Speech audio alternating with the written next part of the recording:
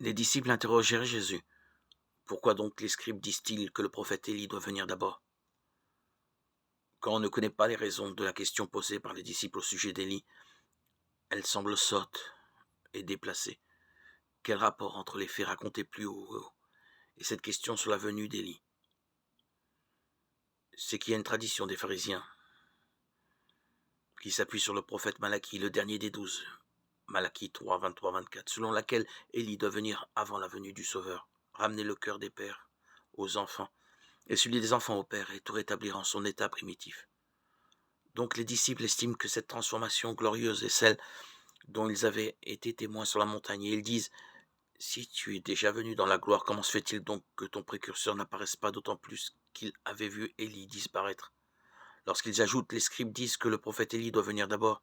En disant d'abord, ils montrent que sans la venue d'Élie, l'avènement du Sauveur ne se fait point conformément aux Écritures. Jésus leur répondit: Élie va venir pour remettre toute chose à sa place. Mais je vous le déclare, Élie est déjà venu. Celui-là même qui doit venir en sa réalité corporelle, au second avènement du Sauveur, est venu maintenant, en vertu et en esprit, en la personne de Jean. Mais au lieu de le reconnaître, ils lui ont fait tout ce qu'ils ont voulu.